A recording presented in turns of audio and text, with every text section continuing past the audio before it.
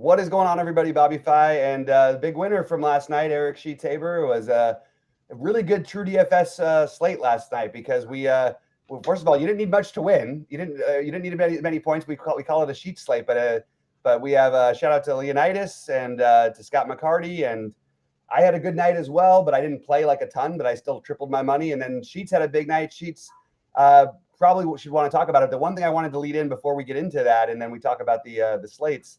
And you mentioned it before that it's really is a testament to the late swap. And what was interesting for my late swaps, which were different than yours even, but like I got so many non-5-mans that did actually pretty well last night when I late swapped. And these were 5-mans that turned into non-5-mans, even in the lottery. And then also in the big one, it makes a little more sense of yours.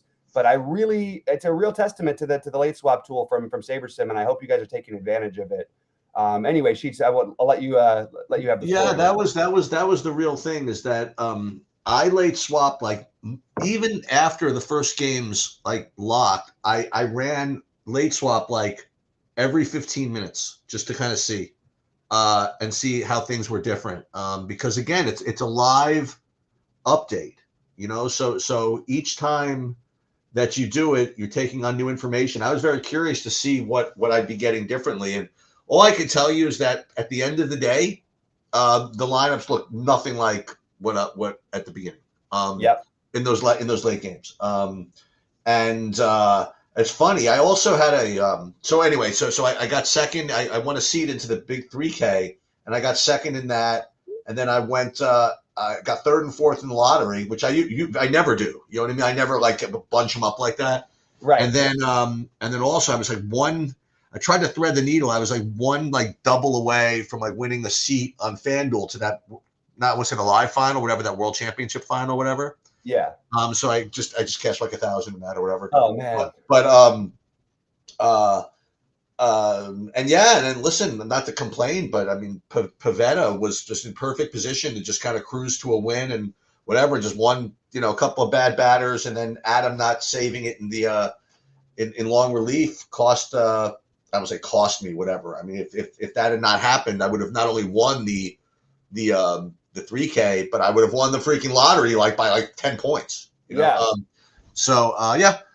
Here I was proud of my 27% Merrill Kelly ownership. Yes, that takes everything out of your soul to do that, I'm sure. Yeah, it did, but it was for a minute. I was convincing myself that, and I think I was even reasonably convincing myself. I was like, literally, if any of these guys hit a home run, because nobody has Merrill Kelly, and I was I had a bunch that were contending, so it was pretty fun.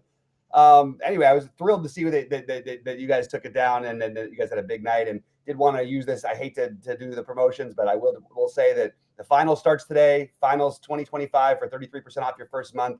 Also, you can we have a bunch of trial packages out there, and look, this is between us and SaberSim, and then the pay dirt stuff and Sheets' projections and Goldie's projections and all of my exposures, everything. There's a lot there, and I feel really, really good about what we're offering, and I hope that you guys give it a chance. So, yeah, man. So can we send you off on a before you go to Paris? Yeah, I mean, I had to do that. I mean, pay for the trip. The shopping is very expensive there. Yeah, absolutely. So I needed to get. I told Stacy, I screenshotted her after it came in. I was like, we got a BR for Paris. So let's love it. We'll see how that goes. That's awesome. Yeah. So I'm not going to be around. I mean, I'm not going to be around ostensibly for the next week or so. I mean, I'll be popping in, obviously, and whatever I can do, I can do. But let's just say, just don't count on me. How about that? And I did put up the MMA video for this week. Again, I'm not going to be able to do a lineup construction video, but I put up kind of the best plays video. And I'm not leaving till a little later today. So I'll be able to go over whatever you want. Like you could do the early side and the main. Yeah, I'm ready for both actually. You did do both. Oh, great. Yeah, I did. And I wanted to just use the late swap to just, okay, here's my other thing about late swapping in baseball. And I really feel like we're giving this, and everybody's going to be doing this in a year or two. Everybody who's smart, who's multi-entering, you should really be doing it as often as possible. Especially, look, you can take your takes over to the next part of it, but I really would encourage. I'm starting to try and look at it like I'll make my decisions more on the earlier games, and then I'll let the late swap take care of a lot of my later games in a lot of these cases. But here we don't have a huge gap. But just knowing the ownership from the first games, as you pointed out before, is a really valuable thing to know. And it can very much change the way that you want to build your lineups afterwards. So if you have a team that's projected to come in around 10% as a stack and they come in at 30%, well, then it's going to adjust for you for your later stuff. And I think that's really important. So I'll be late swapping as much as I possibly can, even throughout these 20-minute, 30 minutes between these early games, and even the late games are like that a little bit. So really just want to encourage people, those of you who have TrueDFS/SaberSim, to use that late swap tool, as I think it's been incredibly valuable. And wanted to just hit off that, and I will share my screen and we can go game by game here. I'd also like to say that obviously it's very early, but correct me if my information is accurate, but Bobby Firestone's Taylor Pendrith is tied for first place. Is he tied for first? Okay, well that's good. And my other big ones, Sam Burns doing great. Sam Burns, I'm a little miffed. He was like freaking mega chalk. I knew it would end up happening. The one that irritates me is the Jackson Suber, a kid I've been on, and I didn't go for it today. But we can't have everything. Nick Taylor's playing well. Most of my Canadians are doing really well. Mackenzie Hughes has missed like a couple 3-footers. Otherwise, Smalley chalk is kind of Smalley chalk is hitting, but it's nice to have it. Rico Hoey is having a good start. So a lot of good stuff to look forward to, hopefully. And as advertised, it's going to be quite a bit under, I guess, in this tournament. I think it's going to be, and I also think that's what's interesting is if Rory is not like, it was not a stellar day from Oberg. Oh no, I didn't notice. Exactly. Oh no, I haven't looked at it. So he's even through 15, which is, again, he's still in. Dude, what's gonna be the cut? Like -4? I think 3 or 4 is the bet. Okay. But it's actually not playing quite as easy as I think that people thought. You've got right now, it looks like -3 is the favorite, but -2 is the favorite, but there's a bunch of things out there, and it's really hard to know this early. Obviously, but everybody in the afternoon can come out and shoot, an average of 3 under, and the next thing you know, it's supposed to be -5 or 6. Anyway, all right, so we can go through this. This is just me running just the pure SaberSim numbers. I didn't use Goldie's things yet. We'll figure out once we get the lineups in and all that stuff. But this is what I got from just using the SaberSim and then Xing out 5-man stacks for these little tiny slates. That's what I'm going to do on these slates. Sheet's fine. Sheet's got a big. Look, I know it was the big buy-in smaller field, but second place with the non-5-man for you. Yeah, the new thing. Yeah. Maybe more in the future for TrueDFSers. But it wasn't on purpose. You know what I mean? It's just what it was. Well, that's what I'm saying with the late swap. It's pretty interesting. Yeah. And they also had a crazy thing for this Bader love. Like I got Bader they were giving me Bader as a one-off. Sometimes they do some crazy stuff. Bader as a one-off instead of Buxton when I had 2,100 left to spend for Buxton. And Bader's batting 9th at 3,500. Buxton's batting first, but Bader's 9% owned and Buxton's 48% owned. So right, that's what we're going for. All right, so this is again, I'm going to rerun things at some point. I haven't gone through all my. Well, let me ask you this. I presume you're getting Cease as your top pitcher, right? Cease, Eflin, Bassett, Wu. I think if I have it my way, and this is just my bias, I really love Brian Wu, and it hasn't hurt me too badly. Just sort of betting on him. So I think that there's a good chance that he ends up as my highest owned pitcher. But this is unlike yesterday where we had so many questionables at pitcher, who, by the way, some of them have really performed great, including the Merrill Kelly. Chris Sale was really good, obviously. There's a lot of pitchers to choose from on this early slate, and not as many. There's only one stack that's well, I guess there's a few stacks, but there's one stack that's screaming, which is the Minnesota one, and then there's the Dodgers and Mets side, which we've been dealing with for a while. But I actually think that Dodgers and Mets maybe on the lower end side would be the ones that you would want to focus on. And if you wanted to get way off the board, you got to have some interest, I think, in a lower owned Philly stack. That's sort of how I looked at the. So who do you like the most between like Eflin, Bassett, and Wu? Like, you think Wu's you like him? Him and Cease are your two favorites? I think Wu is my favorite. Oh, even over Cease. Okay. I don't like this Bassett. This Bassett is going to be a hedge a little bit. And I like Bassett as a pitcher, but it seems kind of foolish to take a pitcher against Philly when we've got we've got Robbie Ray going against San Diego, which that's maybe some similar type of thing. But you've got Cease again. I know that Pavetta ended up crumbling, but he was good for a while. And He was against fine. San I mean, Francisco, he literally was fine. He gave up in that last inning. He gave up 2 batters. One of them, I'm telling you, I was watching it. One of them he got totally ripped off by a corrupt umpire. And the other one, he was 0-2, and he just gave up 1 bad pitch for a single, and then they pulled him. And then Adam gave up all his runs. That was it. That's what happened. Yep. And that's right. And the other one that I'm debating on is Eflin is always a guy who I love to play as. I love to play him as a low-owned play because I felt like he was a little better than he got credit for. When he gets chalky, I sometimes like to go against him, especially with the team with lefties. They don't have the best lefties in Seattle, but I think for my like big buy-in, it's probably going to be Cease and Wu would be my main 2 here.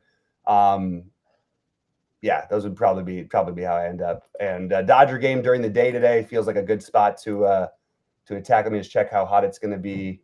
It's probably going to be in the low 70s. Yeah, 72. So a little bit better. It's not like crazy. A Big 10 total though between Peterson and Knack. I think that's a game that should be a lot of fun for offense. What do you have, Sheets, in terms of what you're getting stack wise? Mets. I mean, let's go with the dance with the one what brung you, right? Just right back to the Mets. They're my top in the slate. And then it's Sneaky City. Okay, so after that, right now I have 45% of 3 different stacks. That's the way it goes, right? And the Mets are one, and the other 2 are one you might approve of. The other is you won't. One is Baltimore. That's the unapproved, and the one that I think you might approve is I do have the Padres against Robbie Ray. So those are my 3. Love the Padres idea, by the way. Yeah, so those are my 3 main stacks in the early slate. Yeah, I think that's cool. And I think I'm just going to take a quick look here at Robbie Ray's BV, just because he should have some experience versus these guys because he's been around for so long. And Robbie Ray, let's see.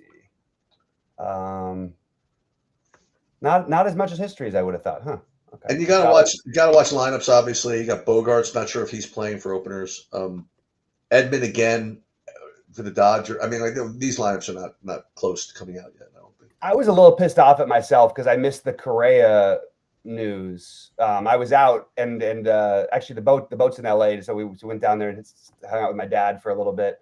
And I just missed the Correa news, so I ended up with like 8% of my lineups just being completely trashed, including my 555. So that was a little but it doesn't mean that who knows, he would have done anything. But yeah, I got the Mets on my first run as well in San Diego, like you mentioned.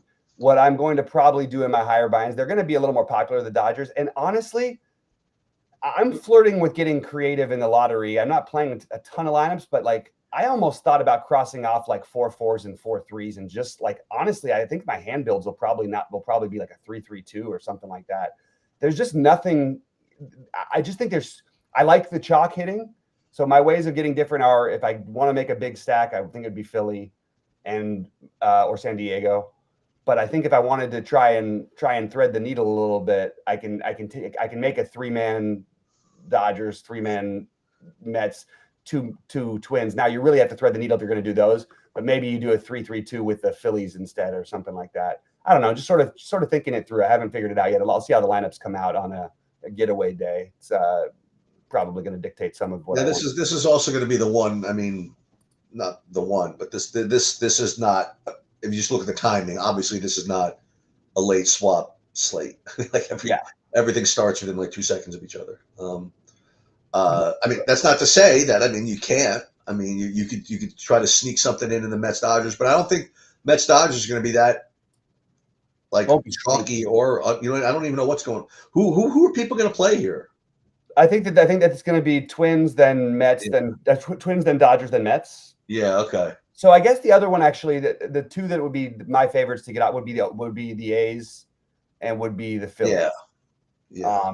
Those are sort of the ones that make some sense. You could make a case for Toronto and then San Diego, but again, I don't know that full stacking is is where I'm going to be at today. So I think I'll have pieces of the Machado Tatis combination. I think I'll have pieces of, obviously all the Dodgers I could include, but the top of the lineup, the top, the top guys for the Mets, whoever you deem that to be.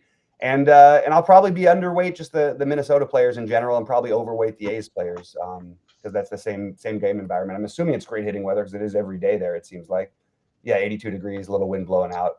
Seems pretty good to me. Meanwhile, as advertised, by the way, it is a record high in New York. It's like 90 today. Really? Well, let's transition over to the later to the main slate, and we'll talk a little bit about that. Because we do have the Yankees in action today. Did not pay off for me yesterday. What a performance by that other kid against the Yankees. He was great. I mean, that's what all these people do is they own the Yankees and the Dodgers. It's like crazy. It's like every time there's like that's the thing. These teams hit the hell out of every good pitcher. Max Fried comes to town, we score 18 runs or whatever. Right. And then you go and face the worst pitcher on you got Paul Blackburn off of an injury and you can't touch him. And then Griffin Canning and right. Yeah, exactly. And Griffin Canning, exactly. So for the afternoon, for the evening one, I think my preference is the Yankees and the Cubs. What I end up with, though, because of the ownership, is probably going to look a little different. And right now, it's pretty high on Texas, which is always a gulp. But I do see the Chicago in there. I think Chicago and New York are probably the two chalk favorite, the chalk ones that make the most sense. I like the idea of Texas.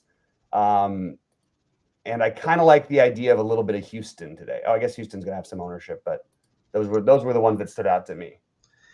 Yeah, when I was looking at the projections, I was like all over the place. Like DraftKings, I had like raw points. You got the Yankees and the Cubs, whatever. But once again, KC look value. Houston, Washington was kind of the interesting hybrid. Like I had they look good on a lot of different screens, so I thought I would end up getting to a bunch of them. But at the end of the day, the team I got the most of is Texas, actually, like you just mentioned. Mm-hmm. So I have Texas as right now it's like 7 hours before, right? I remember seeing it before. So right now it's Texas, and then it's Yankees and Cubs, like you said. So nothing particularly earth shattering over there. As far as the pitching goes, I imagine as usual. Nothing that crazy. Oh, well, this is interesting. So I do have Fried as the top option, and again, like the weather is not very conducive to that. But then my second best is Mitch Keller, at 40% of him, and then 35% of the Jack Leiter, and then Valdez. When I wrote it in, I had Fried, Valdez, Pepio. You know what I mean? Those would be my three top ones as far as projection goes. When I actually ran it, it's interesting. I'm getting this Keller and Leiter. Interesting. Yeah, I said I had interest in Houston. I think I'm going to take that back, and I actually agree with you that Keller. So I'm going to, you can see the Goldie and Sheets' projections over here.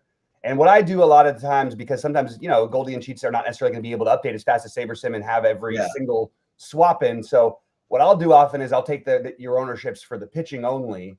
Or at least the pitching that I agree with, and that sort of supports my thinking, Right. So like Keller, you've got, almost a full point higher than SaberSim. Goldie's got him whatever, and Goldie's got him a little bit higher. I'm inclined to just go with that and try and get to a little bit more of that Keller. But I do think it's a good strategy thing because the pitcher is not going to change. You know what I mean? And maybe if there's somebody missing from the other lineup, it'll change by 1/10 of a run, or every now and then you'll see a big swing. But I like that Mitch Keller at low ownership option against a Houston team that's 20th and offensively. They don't strike out a ton, but you're talking about Max Fried and Valdez as the chalk and Pepio, and none of those guys have had great strikeout rates this year. So and the other thing is, like, in a similar way that Detroit still has this kind of connotation of being bad, even though they're maybe the best team in the American League. It's like if you poll the average person, like, they would swear that the Astros are like one of the top 5 teams still. Yeah, that's just the way that, because they have been for 15 years. So yeah, and you have like some Pittsburgh versus Houston game with a Mitch Keller dude. I mean, I still think there's some residual bias for, again, to make people want to play Houston. Listen, I'll tell you who has the residual bias, Sheets, is Vegas. I feel like their run, they like never hit their run line. Which is interesting. Well, I mean, Vegas is a derivative of what the public wants to bet. Enough. You know what I mean? Fair enough. Yeah, I guess that's a good point. So, I mean, listen, always the Yankees and the Dodgers and the Mets are going to be overvalued just because, you know. Yeah. But I think Houston is just that team. It's always going to be like that, you know. So yeah. And I do think, look, this is a baseball morning first look, but we sort of talked through some ideas. I'll firm things up of what I'm doing at least at 5:30. But do you want to touch on a little bit of basketball? Or have you not looked at it? Yeah, I ran my basketball stuff. Okay, I'll throw out. I haven't run anything, but I you know me, I've definitely got thoughts, and I think this game 1 is going to be incredible to speculate, and game 2 is going to be even better. But there is so much, like, first of all, let's just start off with the thing. Halliburton, I feel like, is being over projected a little bit. I know they were regular season games, but this is the team. So he's played 4 games in his career against this OKC. Well, the last 2 years against this OKC team. He has his lowest usage rate, and he can't even get shots off. His lowest scoring and his lowest assists, obviously, are against this team of all teams. Now, I don't think it's going to necessarily hold true, but I've watched what OKC can do defensively, and too many times, because I was really locked into that Denver series. And I was really locked into the Minnesota series. So I would just say that I would limit my Halliburton exposure at captain, and that means somebody else, because I think this game actually could be competitive, and I think, like I said, I think the series is a little more competitive. It strikes me that what you might see more from Indiana in this series is you might see more McConnell with Halliburton out there, more together. It's a way they can keep up pace wise. It puts them in a funny like they can match up well. The other one who's going to be the real question mark, and it wouldn't surprise me if he ends up playing 10 minutes. It wouldn't surprise me if he ends up playing 30. I think we have to speculate every day on not just Mathurin, but Mathurin captain ideas. He's way too cheap, and there is a chance he ends up being like the highest scoring player. I think 1 out of 10 times he's the highest scoring player for Indiana. They're going to need scoring. It's a tough team to play against. They're going to do everything they can to trap Halliburton. They've got Holmgren matched up with Siakam, and I think it's going to come down to one of these other. It's either the Mathurin route or I mean, obviously there's the normal guys, Neesmith and Nembhard, but they aren't really going to go nuts all that often. Mathurin can go nuts. McConnell can go nuts. Obi Toppin in a certain game script can go nuts, and the other one is the Miles Turner. So those are the guys I'm going to be leaning towards, and I'm going to lean more towards Indiana than I am towards Oklahoma City because their rotation is tighter, even though they both play a million guys. And look, we're going to be speculating on guys. It's probably not Ben Shepherd, but I think that we're going to have to take a look at some of the Thomas Bryant. The problem is he's basically he's very hard to play because at 3K you have he's 2K, and at 3K we've got Mathurin who's got literally like a 40+ point ceiling. Like that's not an exaggeration. So those are sort of the ways that I'm looking at it. Those will be the guys I experiment with, especially McConnell, Mathurin, Obi Toppin. You have a lot of extreme value here, but I wouldn't be looking as much at the value from OKC. In current runs, I'm getting like 3% Halliburton in the captain. Good, I like that. I think that makes I'm not really getting much of that at all. The guy who's going to be chalky. I think that I'm getting a lot of just because his price is going to be tough to not play. Is Aaron Wiggins? He's like 1K. 1K is not a lot. But the difference is like how often are you leaving on those 1K lineups? Are you leaving? Like I don't know. To me, the 2K Thomas Bryant has like more upside. Well, I don't know. That's not true. Wiggins has plenty of upside. I shouldn't say it. Yeah, I guess Wiggins makes sense. But remember, like these things are like, or what else? Remember, NBA, it's like the whole trick is to see what that 1K gets you. You know what I mean? And just that's why I kind of like running SaberSim for these things. To see like do you in fact need Aaron Wiggins, right? And apparently I do. That's the way I'm looking at it. And the other guy you could play, by the way, again, you get blowout run, you do whatever. I mean, you can get Isaiah Joe at 1,200. Yeah, I just feel like these are so to me, this is the exact. I'm all for whatever. This is the opposite of what I want to do. Okay. I'm just throwing out for which again, look, somebody's got to win. Yeah. I'm going to go with the cheap Indiana guys because I think that the ceiling is so much greater. Like like Aaron Wiggins can he's awesome. He's a great player, but like maybe he gets 12. 12? What's that? Maybe he gets 12. But if he gets 12, is that anywhere? What if Mathurin gets 30? That's He true. did like every game against or at the end of the series against the Knicks. And again, he can get 40. Like that's true. Just feels like I can lean that direction and tell myself a story that makes a little more sense for their ceilings versus the OKC guys. But I do like again, I'm going to have no exposure to these guys, but I won't be playing like the Kenrich Williams because it's just speculation. What I would, to me, the better play than Wiggins, if you're going to go 1K, would be speculate with Jalen Williams with a Y. Okay. Because I think that they're never going to need Aaron Wiggins for anything. Okay. But they might need another big body for something, you know? Right. So that's just the way that I look at it anyway. And Jalen Williams, is one of those guys who can get hot from three. He can, whatever. They might want his body against Turner if you get foul trouble on what's his name, on Chet. So keep in mind, for these finals, I without even looking, I promise you, there's like 4 billion people in these tournaments. Yeah. And I mean, you really, I think for these tournaments, you're just gonna have to accept the fact that you're just gonna eat a lot of dupes. You know what I mean? Like if you try to get too different here, first of all, you won't even get as different as you think, just because there's so few combinations out there. And then you'll end up just giving yourself like, I don't know, just like such little chance to win. It's the NBA. The NBA is so hard. One thing I will say though, that if you are like good enough to like build lineups on stories and things like that, like if you want to build like a full on like either one, you want to build a competitive versus competitive one. Mm-hmm. Yeah. I mean, I think that's thematic that people are, because they're SaberSim now, people are like way too lazy. You know what I mean? Mm-hmm. And they won't spend the time to create lineups like that. And maybe in a situation like this, you could benefit from that and do actually like old school rules like within SaberSim or again, like not that you want to do this anymore, but I remember, but Bobby used to build like 150 lineups, like all of them like by hand. You know what I mean? Like, or at very least like whittling them down by hand. You know?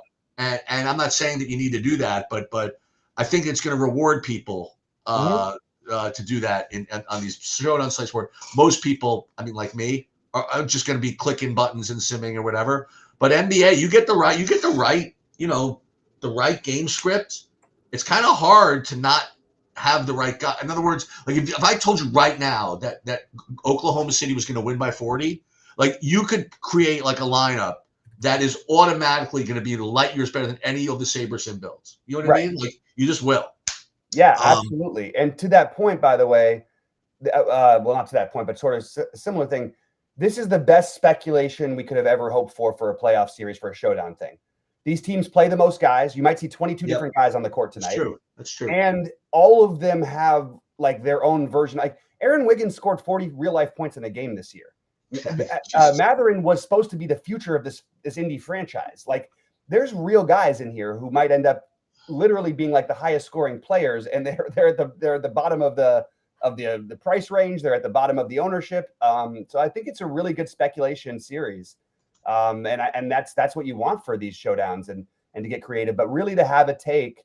And for me, it's just going to be overloading on Indiana, not paying as much of attention to these guys, but really focusing on the Mathurin, McConnell, I guess to some extent Thomas Bryant. I'm still deciding what I want to do with that one.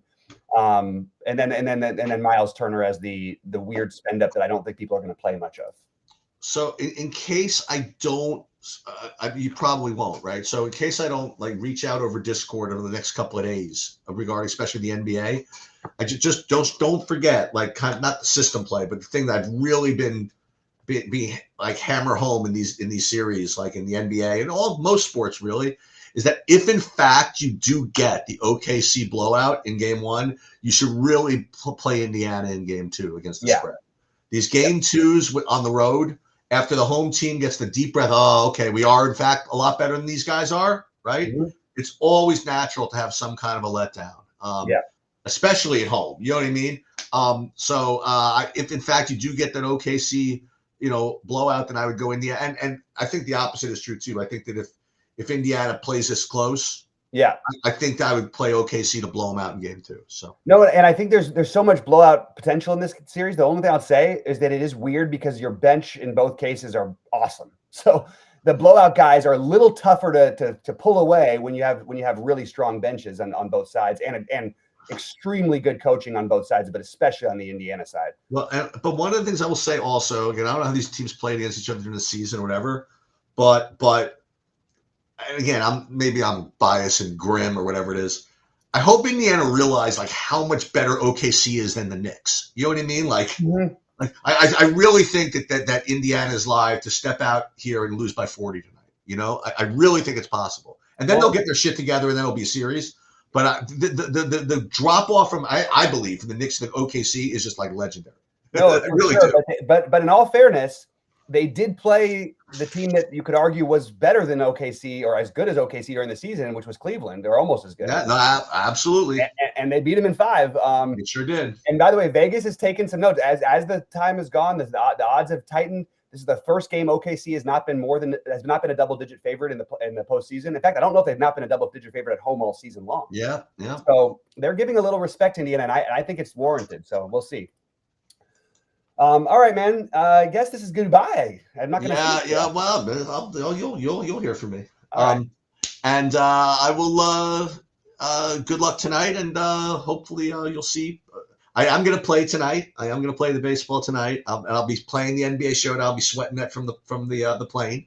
Love it. And then I already pre-entered the MMA, and and hopefully we have a golf sweat that we can talk about too.